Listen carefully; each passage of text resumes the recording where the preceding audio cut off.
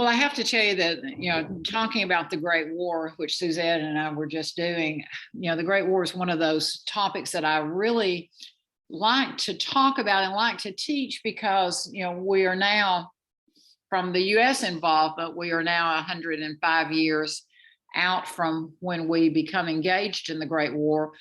But for me, it's one of those historical events that I grew up having some feel about because my maternal grandfather had served in World War I. In fact, it was the first time he had ever left Tennessee was once he had joined the Army and left and trained at Fort Oglethorpe, came here from Middle Tennessee, trained at Fort Oglethorpe, shipped out to, he actually rode the train to Savannah and then shipped out to France from there. And while he never really talked about combat, he talked about comrades, friends, acquaintances. And, one of my dearest possessions, I now have a letter that he wrote to my great-grandmother as he was getting on ship to come back to the United States, and told her that it would take quite a while for him to get here and he did not know when he would get home, but how much he was looking forward to seeing his dear mother. It was one of those sweet letters that people used to write. So I grew up, having an interest in World War I, or the Great War as it was known at that point. And what we're going to do today is we're going to talk about the war, why the war occurs, because it's one of those unusual, of probably all the wars that I've ever taught, it's the one that when it's over, there really are a lot of people across the world sort of scratching their heads and saying, why was this war fought? What exactly was this all about? So we're going to kind of look in a little more detail at what causes the war. And then we're going to stop today with Woodrow Wilson and the declaration of war. And then when we come back together in August, once school has started back and folks are off the road and maybe not outside quite so much, we're going to come back and then we will spend that first class on World War I and how it changed the United States, the lasting impact it has on the world. And then we'll move forward through the 20th century in the fall, and then we'll stop probably the first week of December because people begin to get frenzied and hurried about the holidays and families and everything. So let's talk the Great War, 1914 to 1918, and let's go to the second slide. So, so often we talk about the war and we say, so why was there a war? And what you'll see there in the photographs, that's a picture of the Archduke Franz Ferdinand and his wife, the Arch-Empress Sophia, and they are in Sarajevo. This is one of the stops along the route. But it's interesting how something that happens in a city that, the majority of the people in the United States didn't know about Sarajevo, even those in Britain and France, most had never traveled to Sarajevo. So let's talk for a few minutes about what this war is and how people got so involved in it and why it ultimately ends up being called a world war. So, it's an international conflict. And of course, most all wars are international conflicts. Unless it's a civil war, you're going to have at least two players and sometimes multiple players. But this one takes on a unique aspect because when war does break out in 1914, it's going to, the war is going to impact almost every nation in Europe, including Russia over on the Eastern Front. Ultimately, the United States will be involved, the Middle East, and other regions. The war will actually be fought. There will be bits and pieces of it fought along the northern coast of Africa. So, it's one of those wars that has a far-reaching point. It ultimately begins with division between two major alliances. And when we think about the causes of the war, that's one of the causes that we'll think about. But you have the Central Powers, which included predominantly Germany, Austria-Hungary, the empire still existed at that point, and the Ottoman Empire, which today we know as Turkey, fighting against the Allies, which were mainly France, Great Britain, and Russia. And then, of course, in 1917, the United States will come in. The war will end in the fall of 1918 with the defeat of the Central Powers and a peace treaty that will be negotiated at the Treaty of Versailles. But I think one of the reasons why we still pay so much attention to the Great War is the fact that it is truly the first modern war, in that there is unprecedented carnage, destruction, slaughter of troops, the literature, the art, the photography. While we had been photographing since the time of the American Civil War, and we have Matthew Brady's wonderful collection, wonderful is probably not the right word, extensive collection of photographs from the Civil War. What we know and have photographed about World War I has made such an impression on us. I think it's hard for us sometimes to wrap our minds around the fact that when the Great War ends, more than 16 million people will have died. And that's military and civilians alike. So it has to be considered one of the great watershed moments of the 20th century. It's significant in that when the war begins and when it ends, there will be such a shift in what has happened in Europe, because you're going to have 4 of your major old imperial families that will disappear and will no longer be a part of the future. So if you look at what was the German Empire, Hohenzollern family, Kaiser Wilhelm II on the throne, the German dynasty will be gone when World War II ends. The Russian dynasty will be gone. And of course, you think about Nicholas and Alexandra and all the stories we've always heard of the Russians. They will be gone when the war is over. The Austrian-Hungarian Empire will be destroyed, as will be the Ottoman Empire. And included within the study of the Great War is also the Russian Revolution and a lot of the things that you see that sort of set up the groundwork that will eventually lead to World War II and then take us into the era of the 2 superpowers. So here in the picture, you see Franz Ferdinand and the Archduchess Sophia. And then you see down in the lower right-hand corner, this is lifted from one of the newspapers, one of the English newspapers talking about their death. So let's take a look at the next slide and really kind of see what happens. I think most people, they'll say, well, the war begins with the assassination of Archduke Franz Ferdinand, and that is so true. I mean, that's the lighting of the match that explodes the powder keg, if you want to use that as an analogy. But there's so much more that leads to the war. And I thought today we'd take a little bit of time looking back at what leads to the war, because, our involvement in the Great War really stems from a series of events that are part of world history, certainly part of European history, but that we don't always talk about in American history because we don't come in until 1917. I chose this photograph because this is one of the most famous photographs of World War I, and this was taken on an eve of the Battle of Somme, getting ready for the battle to start. And you see the doughboys, as they're called, because of the way that their helmets look like dough bowls turned upside down. But you see them marching across, at that point, really what is no man's land. And I think it's so iconic because you can't see their faces, and yet they're so representative of all those who will be fighting in the war. And it's sort of fascinating. So the assassination of Franz Ferdinand will certainly set off sort of this bam, bam, bam, bam, bam chain of events that will ultimately end up with all of Europe divided. But I thought we'd spend a little bit of time sort of looking at how we got there. So the next slide, we'll talk about the first thing that leads us, and that's cause number 1, which is the Franco-Russian alliance, which begins back 30 years before the war actually begins. So, and actually it starts even a little bit earlier than that, because for those of you who remember your European history, if you studied it, and I don't think I did in high school, I didn't until college, the Franco-Prussian War, which occurs in the 1870s, had really sort of divided Central Europe away from Western Europe. And at that point, when the Franco-Prussian War occurs, there is this desire by the Germans to recreate the empire that they believed had existed during the days of Charlemagne, which is why the Kaiser,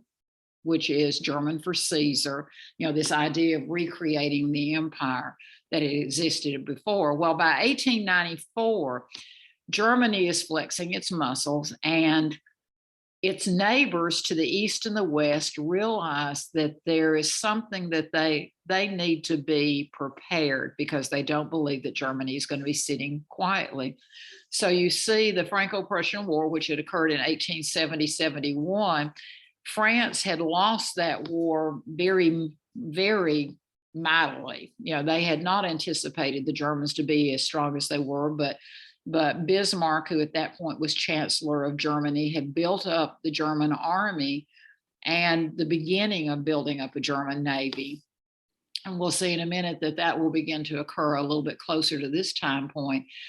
But the French had been so humiliated by the showing by the Germans. In fact, the French Emperor Napoleon III was actually captured by the Germans and paraded through the streets of Berlin before he was released and allowed to kind of slide away into exile in Britain.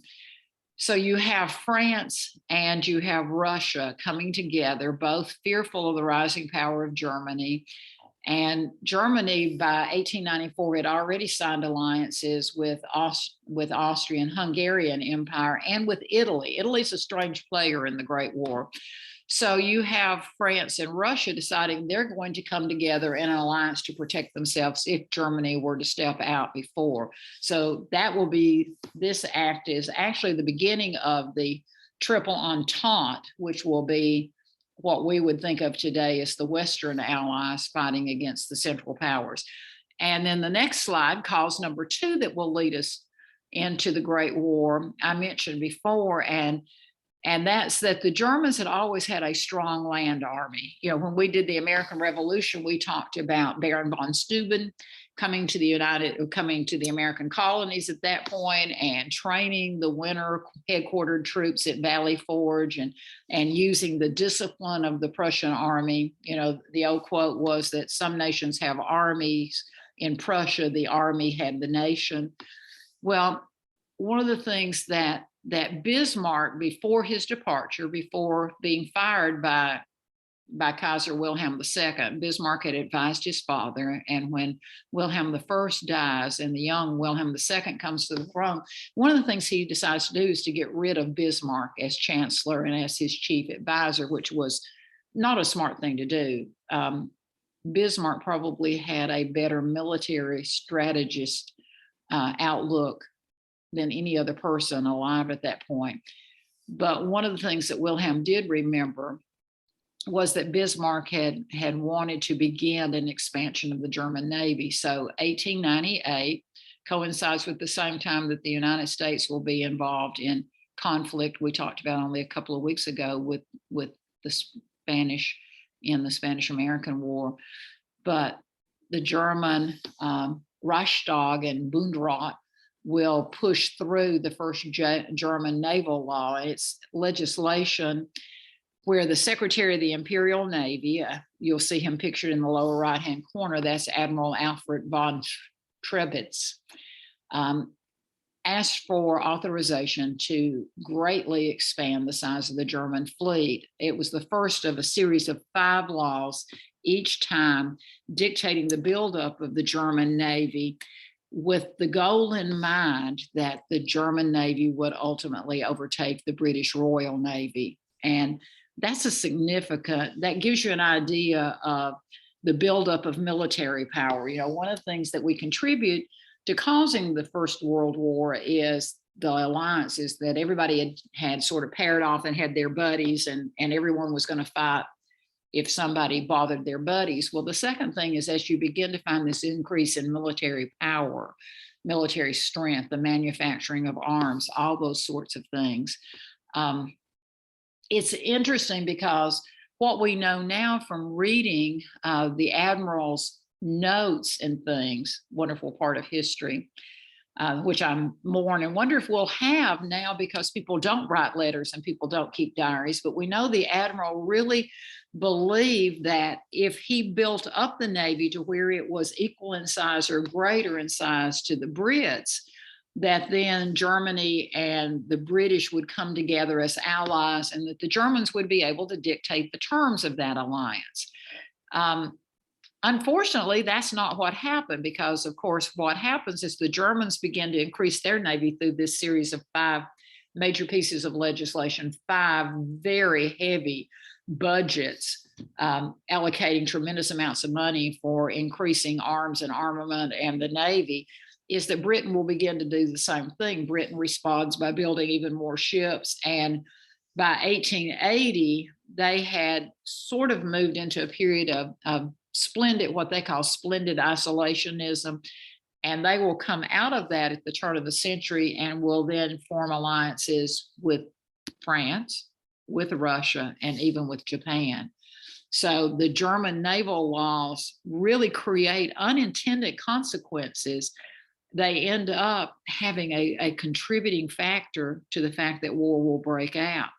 The third cause, which is on the next slide, we talked about just a week or so ago, and that is the Russo-Japanese War. And you'll see on the left, you know, I love the illustrations that occurred back at this point, because this is a period of time with dramatic illustrations in newspapers and such, sort of designed to convey to people what was going on, even for those folks who perhaps were not terribly literate when it came to reading detailed articles about international conflict or whatever. So you'll see the image to the left, and then on the right, you'll see a depiction of those lands that were controlled by Russia at this point, and those lands controlled by Japan. And just a real quick review for those of you that weren't here when we were talking about it, much of what was motivating Russia at this point, 1904, 1905, was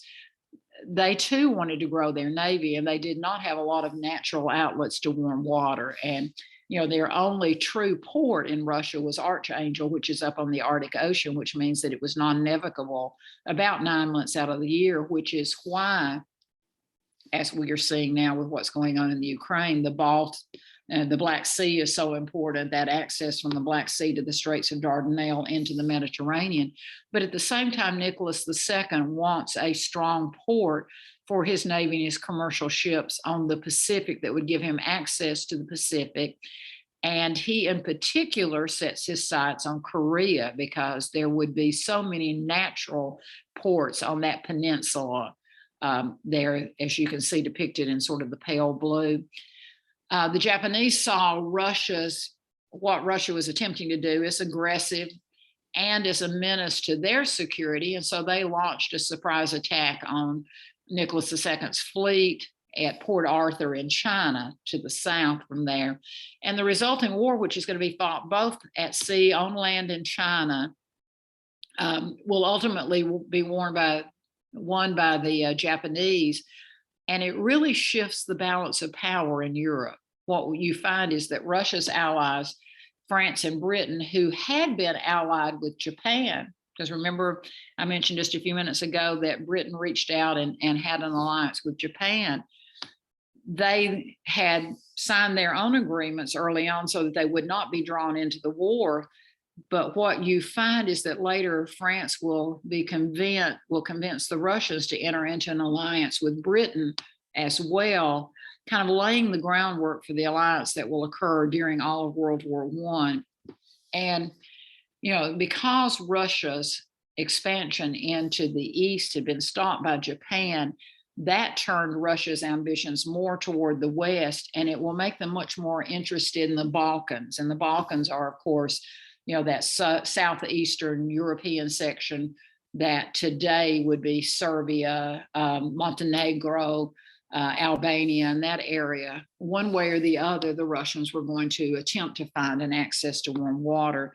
And you're going to find that it will influence a lot of future crises, the result of what many people assumed was that relatively insignificant war.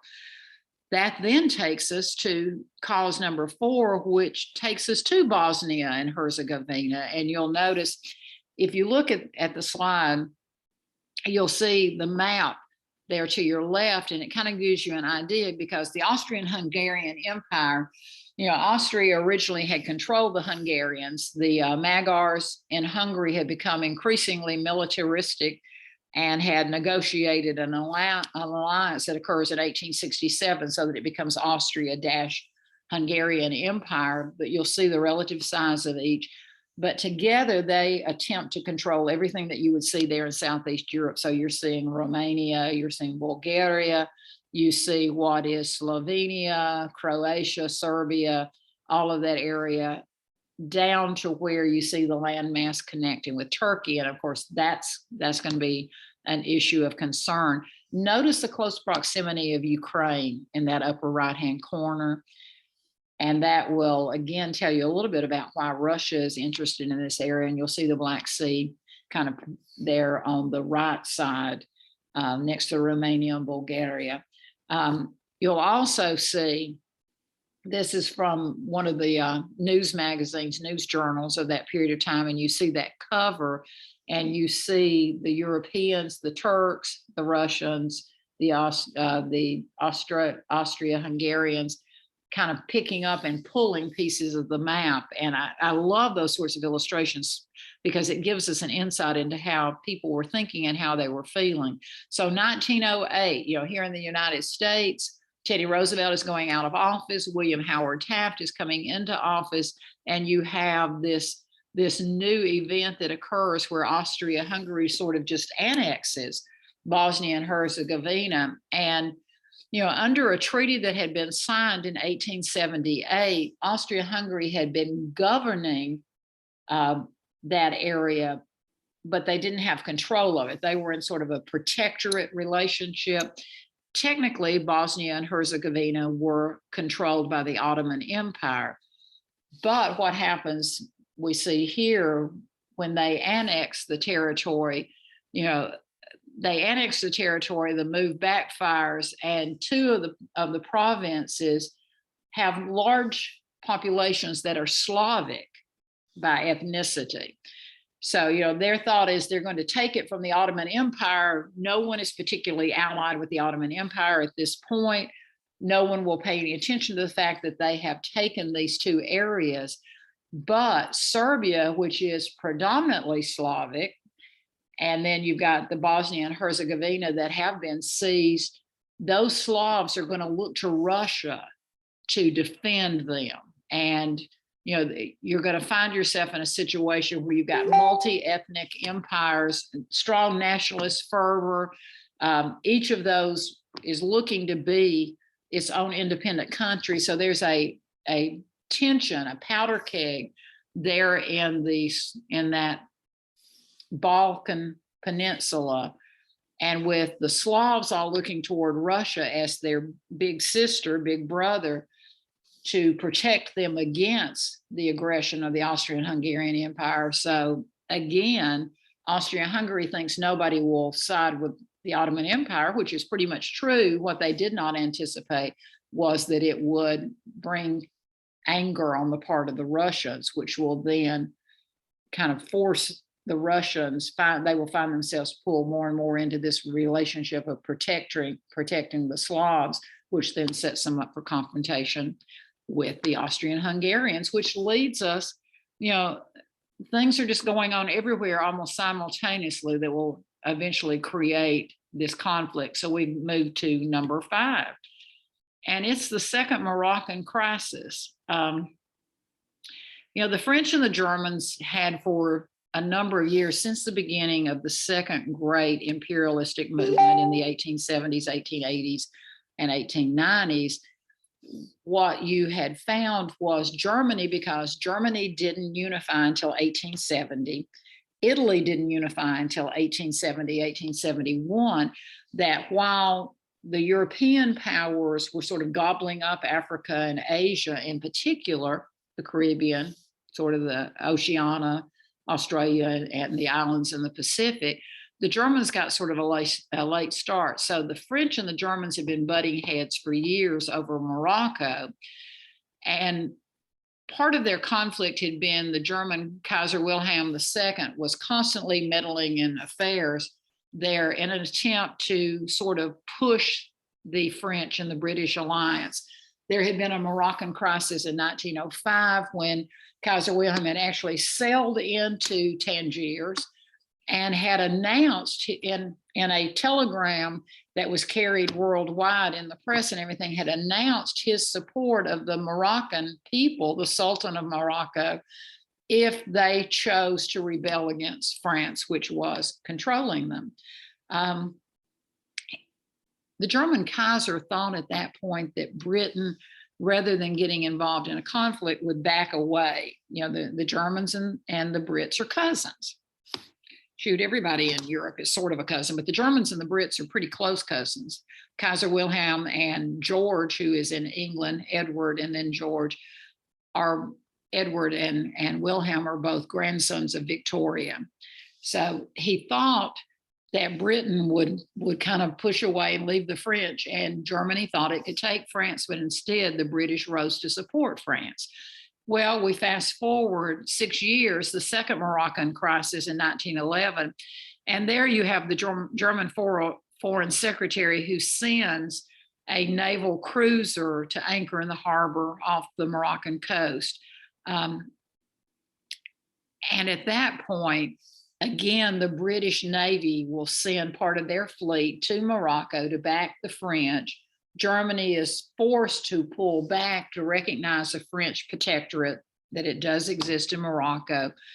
The two crises actually push the British and the French closer and closer together and will lead to more quickly, a confrontation with the Germans that might have been delayed longer if Wilhelm had not misjudged the temperament of the English at this point. It's why history is so important, because one of the things that really important if you're looking at European history to remember is that England and France have since the 10th century been allies, except for when they're not, except for when they have interest in the same regions. And there have been periods when they have conflicted over Calais and you know, Normandy and those areas, but almost always they are allies. And the Germans did not read that very well. You'll notice if you look at the slide over to the left, German action in Morocco, and it talks about the warship being there, and you see the caricature of Kaiser Wilhelm there with his mustaches, reaching out with that iron fist, trying perhaps to grab Morocco, but it's hard to kind of see. But if you look over, you'll see the Rock of Gibraltar over in the upper left-hand corner, and you begin to see the shadow of the British fleet coming around the corner. So the Germans are going to be forced to back out. And we know that Wilhelm saw that as a humiliation, that for the second time, he had been humiliated in attempting to expand his territory and to expand his influence. Simultaneously, the next slide calls number 6, Italy, which will ultimately in 1916 come into the war on the side of the Triple Entente. But Italy decides to invade Libya. Now, you've got to remember the Italian state, part of it comes together in 1861. It is finally together in 1870. So it had, as I had alluded to, Germany been left out of the scramble that had sort of built the British and the French, the Dutch, and other empires across the world. So the Italian government set its sights on Libya, northern African country that hadn't really been claimed by anyone, or at least had not been claimed by another Western European power. And they decided that they would grab it from the Ottoman Empire. And while they do that, and it ends with there being an Italo-Turkish war that ends with a peace treaty, but the Ottoman Empire will leave Libya and leave the Italians there to colonize it. But it was an interesting precursor to the First World War, because it is the first military conflict in world history in which there's aerial bombing. But the real significance of what happens there, Italy was not a major military power. I'm so sorry to say that Italy has not been a major military power since the days of Caesar Augusta, maybe. Certainly Julius Caesar and the empire. And the fact that Italy was able to defeat the Ottoman Empire in northern Libya really sent a message out around the rest of the world that exposes how weak the Ottoman Empire is, and that its losing control over its peripheral territories. And that will in turn be a factor that will lead to World War I, because you have military historians, those who watch current events, who are watching that and who realize, oh my goodness, you know, the Ottoman Empire is not nearly as strong. There was a time that the Saracen blades dominated a lot of the fighting in that region of the world, but by 1911, not quite so strong. In fact, you know, one of the historians I can remember reading talks about this is World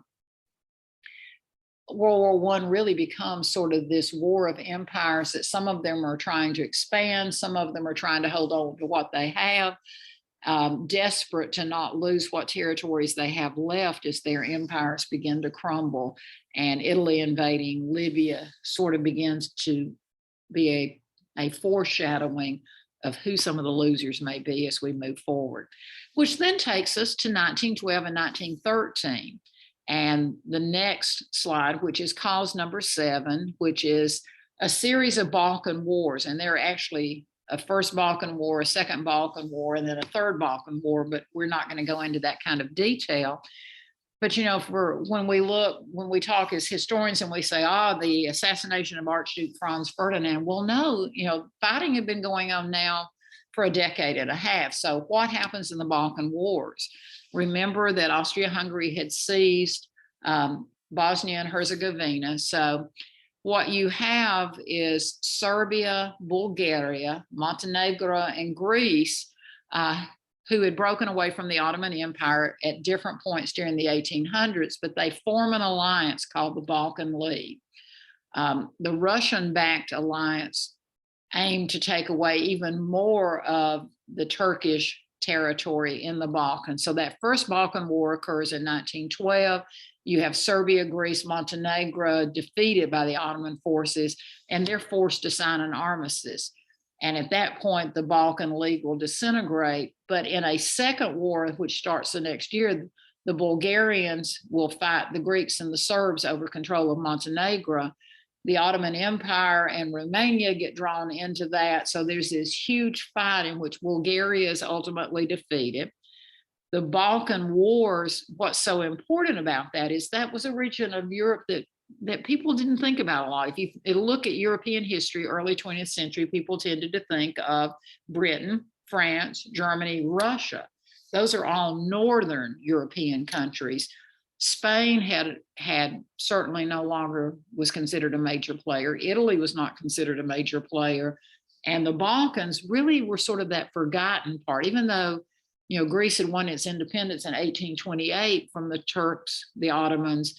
There were these series of wars constantly, you know, series of conflicts between the Greeks and the Turks. When this war occurs, it makes the region even more unstable. There is a power void that's left when the Ottoman Empire is forced to pull out. You have an increase in power, increase in conflict between the Serbians and the Austrian-Hungarian Empire. And Austria is going to feel threatened from its south, so it's going to look north to Germany, and they're going to sign an alliance.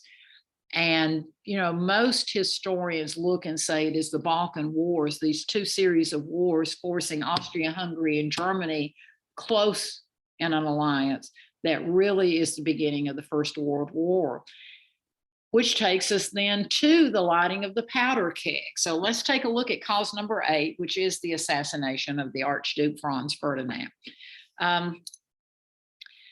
And I think I mentioned this at some point when we were talking about, you know, the European theater and the United States becoming more powerful.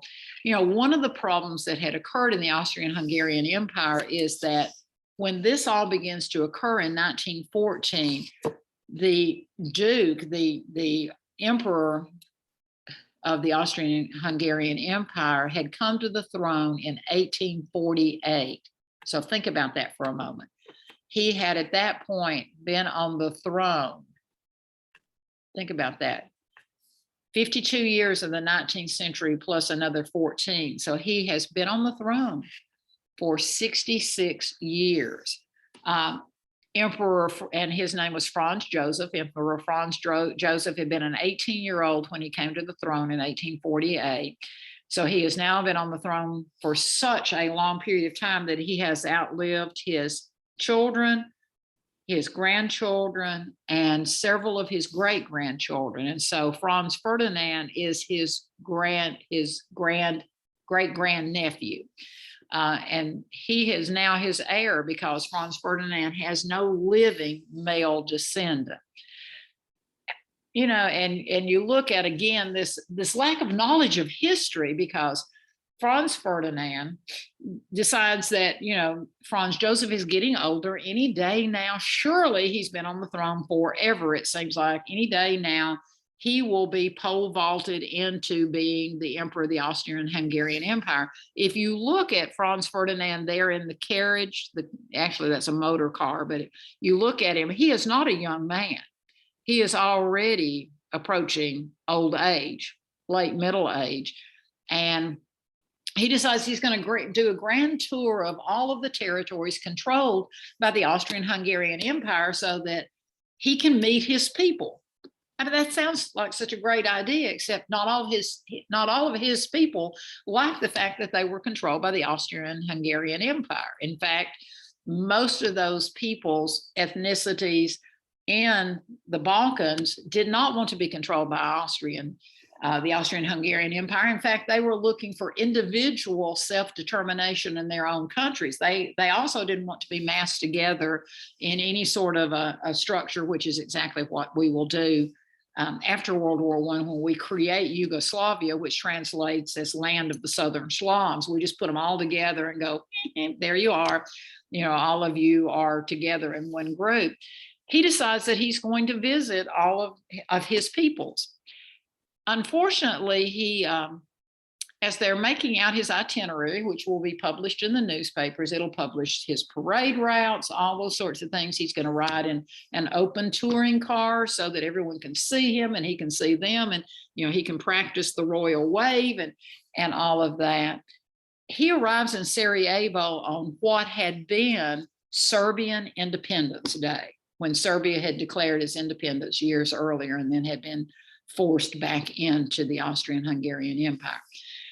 So he arrives in Sarajevo on that day, not knowing that the Black Hand, which was an anarchist group, had pledged, they had cut their fingers, mingled their blood, and they had positioned people all along the parade route who were determined that he would be killed so that there would be no heir to the throne. So on the left there, you see Gavrilo Princip, who is ultimately the one who will shoot the Archduke. There were a time or two earlier when he was coming across the bridge into Sarajevo, there was a person at each end of the bridge, but they couldn't get a clear shot. You know, the plan was you would step up onto the running board of the car and you would then fire the gun. They could not get through the crowds to do that. When the Archduke pulls up in front of the hotel where he and the Grand Duchess Sophia are going to be staying, Princip, who is a 19-year-old revolutionary, steps up on the running board and he shoots the Archduke, who dies immediately.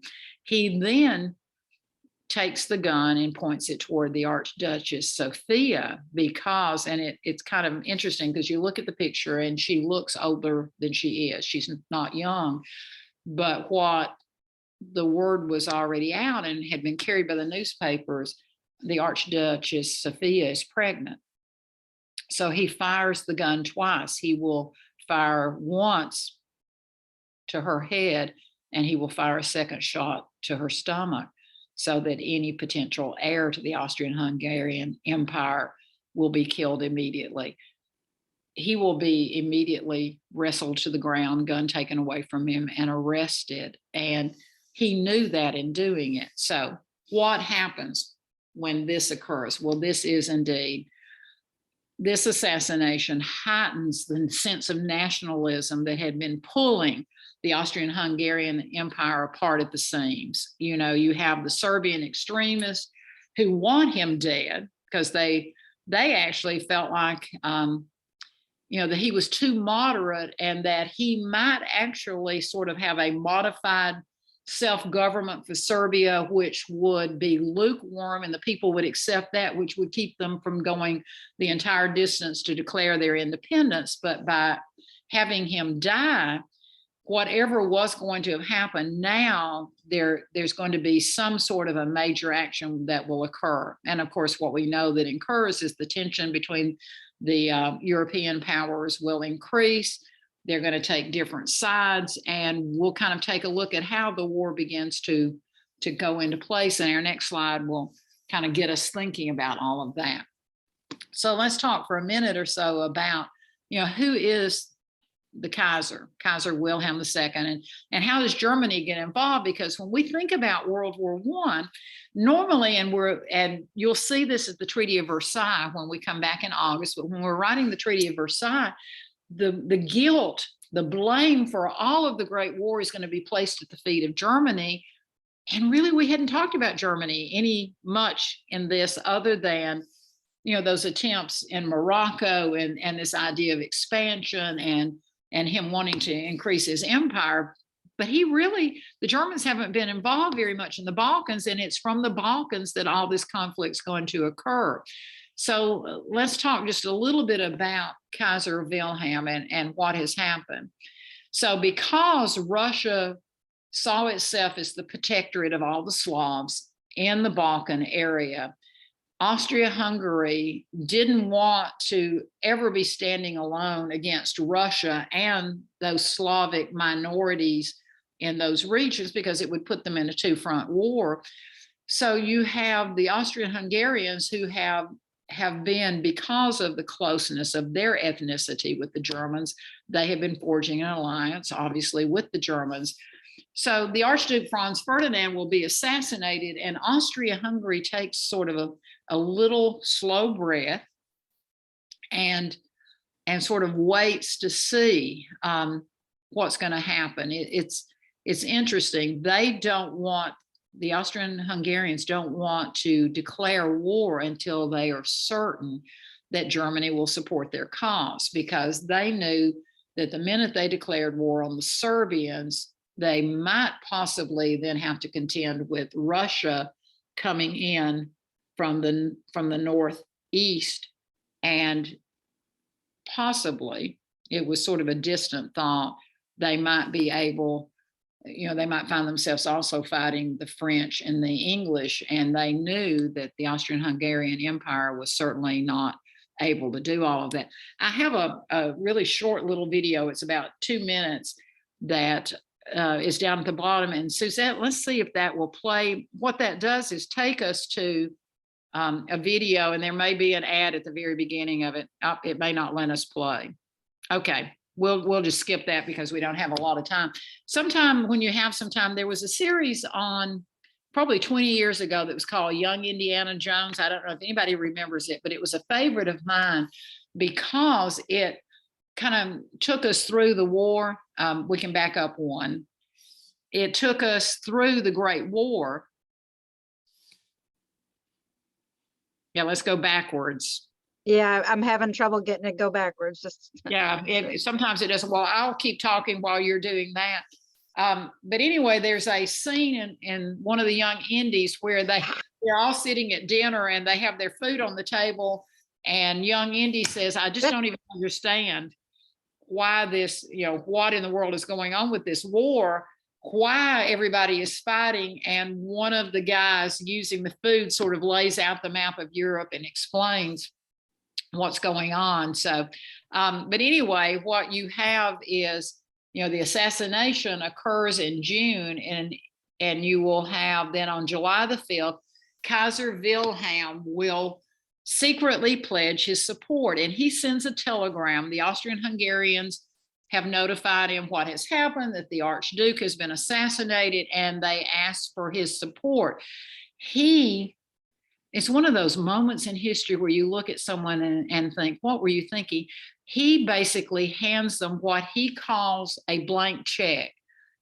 Germany will support you in whatever course you choose to take. So it's a blank check, paramount to saying, we will war or whatever will follow you into war.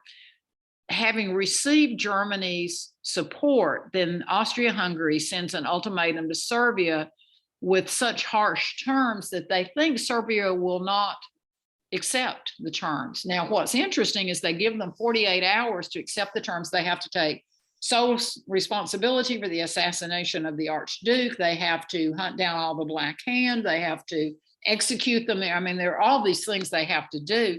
And they think Serbia is not going to do that. Interestingly enough, Serbia, and they give them a 48-hour ultimatum. Serbia acquiesces. Serbia sends a cablegram back agreeing to all the terms.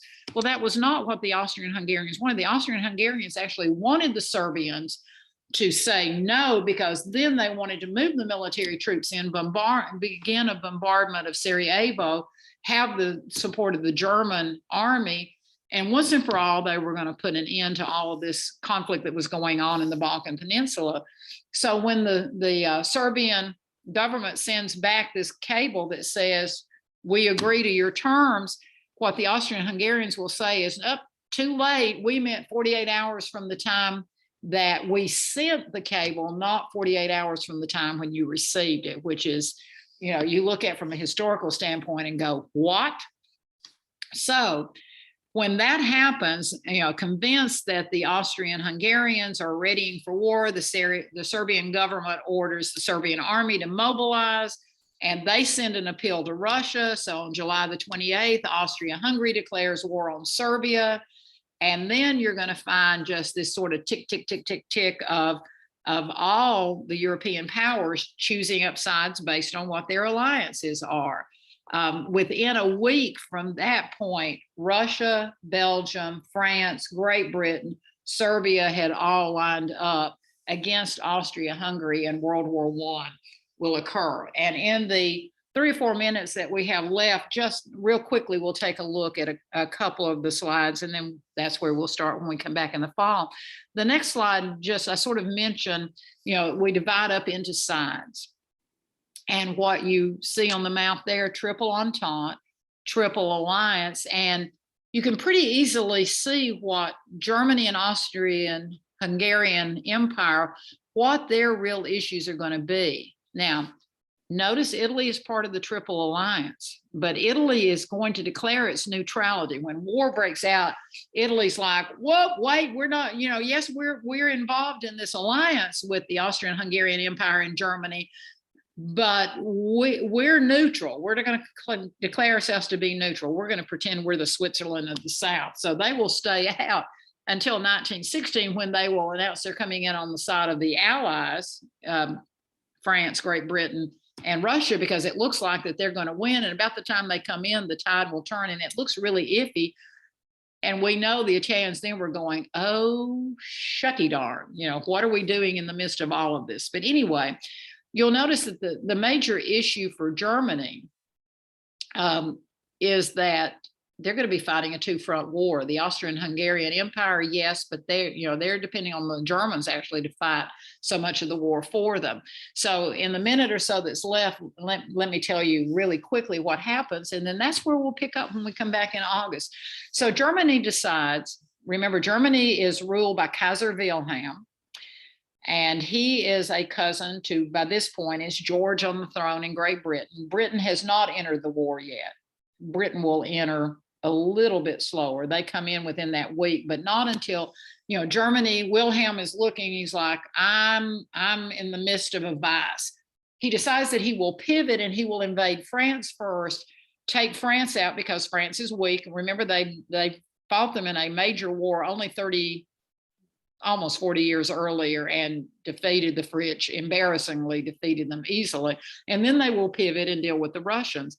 Well, to get there, they need to cross Belgium. Belgium is ruled by Leopold. Leopold is also a grandson of Victoria.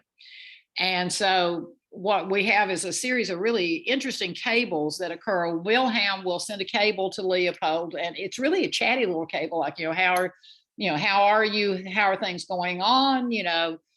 Give my greetings to your lovely wife. And then he says, I'm about to invade France, and I would love to cross, your land, that would be an easier route on the way to Paris, which is, you know, if you kind of imagine where Paris is on the map, it's a lot easier from Berlin to Paris coming through Belgium than it is to come south and then come through.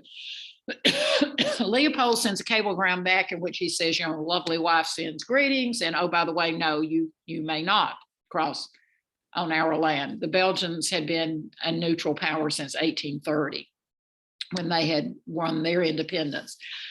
Wilhelm ignores that. He invades France, cutting across Belgium, and that's when Great Britain declares war. So if you look at that map and you think you have cousins, all 4 grandsons of Queen Victoria in Britain, in Belgium, in Germany, and Russia. So, you know, I used to tell folks, this is one big, huge family fight. It's just that it is global, and the number of people who are going to die as a result of it. When we come back in August, then we will begin to fight the actual battles of the war and begin to understand why the United States is drawn into that war. You know, we will declare ourselves to be neutral for that period of almost 3 years. The war begins, well, actually, yeah, almost 3 years, because the war begins, the fighting actually begins in July and August. And we will not come into the war until April of 17, and we will not have troops on the ground until summer of 17. It takes a while to get that American Expeditionary Force all the way into Europe. But, you know, you look at World War I, and what many people think to be so simple is, you know, the Archduke is assassinated and then everybody falls apart. It really was a war that had been building up since the 1870s with conflicts of expansion and empire and everything. And it's going to be a war that will totally change the face of Europe. I can't wait for us to come back in August, take this map and put it alongside a map of what Europe will look like in 1920, and it's hardly recognizable. And we will also look at the map of the Middle East, because while they're together, they also decide that they're going to carve up the Middle East and create all of these new nations, which, you know, here we are 100 years later with conflict still, part of it over that division of land and how peoples were put together. But anyway, thank you all for being here. You know, there are a lot of really great books out there about the First Great War. If you're interested in looking at maybe a little bit of what trench warfare would look like, and we'll talk about that when we come back in August. If you go up to the Sergeant York side up in Fentress County at Pall Mall, the state of Tennessee, we have recreated the trenches. There's a long trench where you can get an idea of what it was like, and you can begin to understand how the water would puddle there, and you know, the claustrophobic nature of it, and that almost popping up, and the gas, the heavy gases. I mean, this is such a war that when we come back in August, we'll talk about how it changes everything. And I just saw a question pop up. There's a quick question, if we can cover it in a couple of minutes. Oh, yes, we'll do this very, very quickly. Do many countries abstaining from Russian sanctions bode well for avoiding World War III? You know, Today's, yeah. I do believe, and, you know, and I've been saying this for 7 or 8 years, that if you looked at the pattern of what Russia has been doing, that it should not have been a surprise to anyone, the expansion of conflict in the Ukraine. I mean, that's a fight that's been going on since the 11th century in one form or another. You'll see it occurring in the Ukraine, you see it occurring in Armenia, you see it in all those regions. And at some point, the rest of the world has to, you know, no one wants a World War III, but at the same time, at what cost do you not stand up to someone who obviously does not value human life in the same way that perhaps we in this culture value human life? You know, it's very difficult for me to see pictures of nursing homes bombed, hospitals bombed, children being killed. And anytime you have what in effect is almost a civil war from Russia's standpoint, because they say they own Ukraine. Ukraine says not true. They've been an independent country since 1991. You know, civilian population is at such tremendous risk, and you have civilians in many cases in Ukraine fighting Russia. It's just one of those things that I'm drawn to seeing the updates every night, and then I'm horrified by seeing the updates. I can't decide whether I want to know or whether I don't want to know what's going on, because I feel like I have no control, and yet evil exists when we turn our heads and we don't look it straight in the eye and figure out how to deal with it. And I'm hoping somebody out there who knows so much more than I do is hatching a plan to do something. It's scary. You know, World War III, if World War I is the first major mechanized war, and World War II, we saw the advent of so much more. World War III, in my mind, is indescribable as to what it could actually entail. So, well, how about that for leaving on a not real happy note? And I'm Pollyanna of history. I've always, everything we're progressing.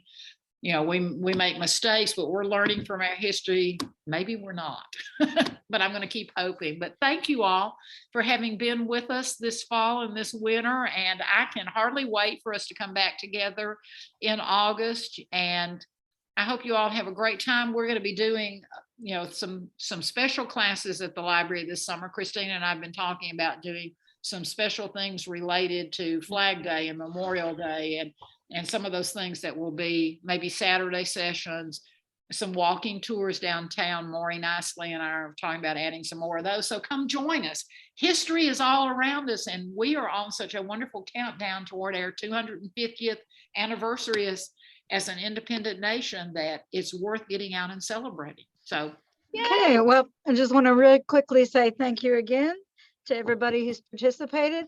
And if you need to see any of these programs again, remember they're on the library's YouTube channel.